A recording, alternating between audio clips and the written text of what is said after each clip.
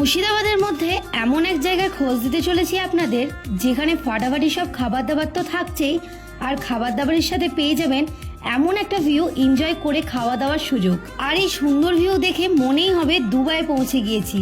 খাওয়ার সাথে থাকছে এত বড় সুইমিং পুলে এনজয় করার মজা। এই দুদিন আগেই আমি চলে গিয়েছিলাম উল্লাস রেস্টুরেন্ট অ্যান্ড রিসর্টে, আর এন্ট্রি করতেই সোজা চলে এলাম তাদের রুফটপ রেস্টুরেন্টে।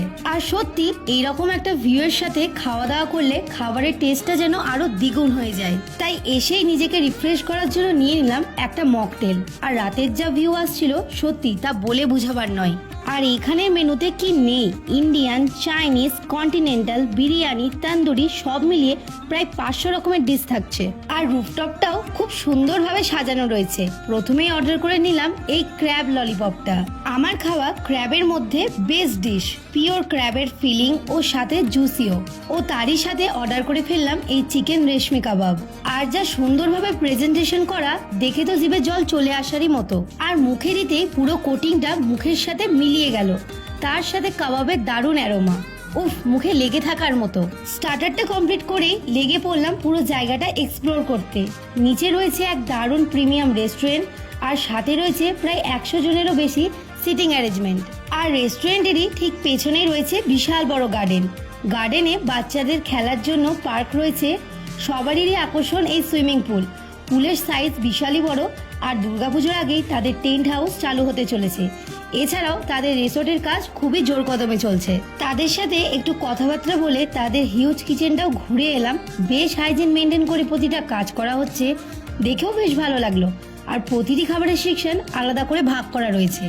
তাদের মেনুতে এমন কিছু খাবার দেখতে পাই যে সত্যি এইরকম আইটেম কোথাও সহজে পাওয়াই যায় না। মেন কোর্সে এত রকমের আইটেম রয়েছে, তারই মধ্যে নিয়ে নিলাম বক্সার rice, garlic chicken, Amritsari kulcha, masala kulcha, chicken Patiala, garlic naan, এত সব কিছু।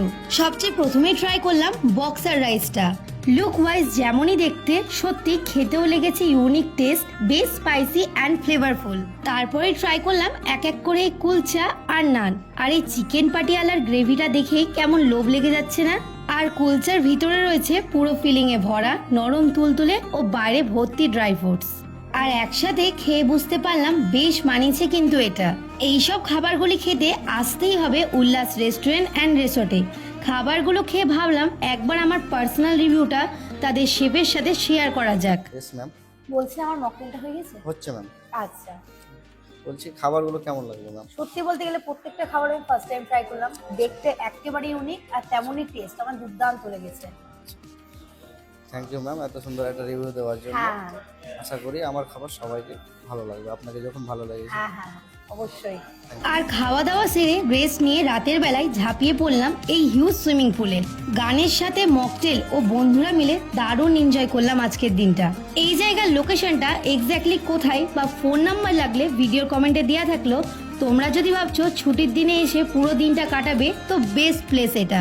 জায়গাটি হচ্ছে মুর্শিদাবাদ সাগরদিঘি সংলগ্ন মণিগ্রামে PDCL এর সামনে। তো ভিডিওটি কেমন লাগলো আপনাদের নিশ্চয়ই লাইক ও কমেন্ট করে জানাতে ভুলবেন না। আর ফলো করে নিন এইরকম সুন্দর সুন্দর ভিডিও দেখার জন্য। দেখা হচ্ছে নতুন ভিডিওর সাথে। Bye bye.